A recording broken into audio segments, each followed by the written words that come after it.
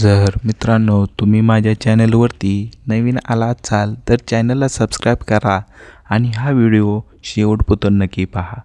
जर व्हिडिओ आवडला असेल तर व्हिडिओला लाईक करा. मुंबईत घडलेल्या एका धक्कादायक घटनेने केवळ पोलीस प्रशासनच नव्हे तर संपूर्ण समाज आता शांत झाला आहे. प्रेम आणि विश्वास या मुद्द्यावर आधारलेल्या नात्यात जेव्हा स्वार्थ आणि गुन्हेगारी शिरते तेव्हा त्याचे स्वरूप किती भयानक असू शकते याचे हे ज्वलंत उदाहरण आहे.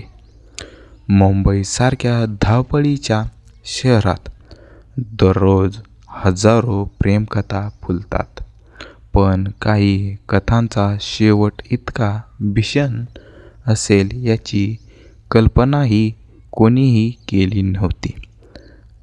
कांदिवली आणि अंधेरी परिसरातील एका तरुण जोडप्याच्या नात्यात जे काही घडले त्याने प्रेम या शब्दावरील विश्वास डगमगला गेला आहे. स्वतःच्या चैनीसाठी आणि पैशाच्या हव्यासापोटी एका प्रियकराने आपल्याच प्रेयसीला गुन्हेगाराच्या जाळ्यात अडकवले. कांदिवली येथील एका उच्चभ्रू कुटुंबातील नेहा नाव आहे आणि अंधेरीचा रहिवासी असलेला राहुल यांची ओळख 2 वर्षांपूर्वी झाली होती. सुरुवातीला सर्व काही सुरळीत सुरू होते. नेहाचे वडील एका यशस्वी व्यावसायिक असल्याचे तिची कौटुंबिक परिस्थिती अत्यंत भक्कम होती. दुसरीकडे राहुल हा मध्यमवर्गीय कुटुंबातील असला तरी त्याला महागडे कपडे, गाड्या आणि फिरण्याची प्रचंड आवड होती. कालांतराने राहुलच्या गरजा वाढतच गेल्या. त्याच्याकडे उत्पन्नाचे कोणतेही ठोस साधन नव्हते, मात्र त्याला लॅव्हिश जीवन जगण्याची ओढ होती.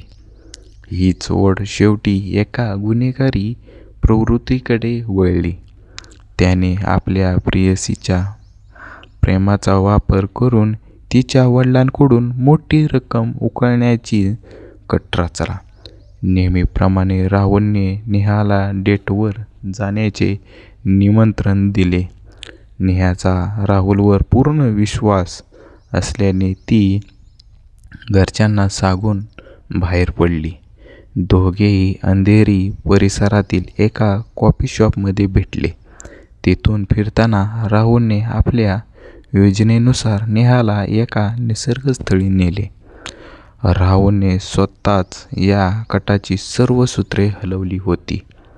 त्याने नेहाला एका ठिकाणी बसवून ठेवले आणि तिच्यात फोनवरून किंवा अज्ञात नंबरवरून तिच्या वडिलांना संपर्क साधला. रात्री उशिरा नेहाच्या वडिलांना फोन आला आणि पलीकडून आलेल्या आवाजाने त्यांच्या पायाखालची जमीनच सरकली. तुमची मुलगी आमच्या ताब्यात आहे. उद्या सकाळपर्यंत 50 लाख रुपये तयार ठेवा. जर पोलिसांना कळवले किंवा पैसे द्यायला उशीर केला तर मुलीचा मृतदेहच घरी येईल, अशी धमकी दिली. मुलीचे अपहरण झाल्याचे समजताच वडिलांनी क्षणाचाही विलंब न लावता स्थानिक पोलीस स्टेशन आणि मुंबई क्राईम ब्रँचशी संपर्क साधला.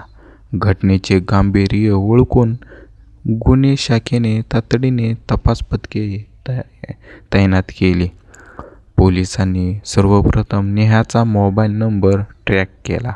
लोकेशन अंधेरी आणि साकीनाका परिसरात वारंवार बदलत होते. ज्या ठिकाणाहून नेहा बेपत्ता झाली होती तिथले CCTV तपासले असता ती राहुलसोबतच शेवटची दिसली होती. पोलिसांना राहुलच्या वागण्यावर संशय आला. खंडणीसाठी आलेले कॉल्स ज्या डॉवर लोकेशनवरून येत होते तिथेच राहुलचेही लोकेशन ट्रेस झाले. यामुळे पोलिसांचा संशय बळावला. पोलिसांनी सापळा रचून राहुलला ताब्यात घेतले. सुरुवातीला त्याने पोलिसांची दिशाभूल करण्याचा प्रयत्न केला. त्याने सांगितले की काही गुंडांनी आम्हा दोघांवर हल्ला केला आणि ते नेहाला घेऊन गेले. परंतु जेव्हा पोलिसांनी त्याला तांत्रिक पुरावे आणि CCTV फुटेज दाखवले तेव्हा त्याचा आत्मविश्वास डगमगला. कठोर चौकशीनंतर राहुलने आपला गुन्हा कबूल केला. त्याने सांगितले की त्याला कर्जाचा डोंगर फेडायचा होता आणि आपल्या महागड्या सवयी पूर्ण करण्यासाठी त्याला पैशाची गरज होती. नेहाचे वडील श्रीमंत असल्याने त्याच्याकडून सहज पैसे मिळतील या विचाराने त्याने हे अपहरणाचे नाटक रचले होते. या घटनेने मुंबईत मोठी खळबळ उडाली आहे.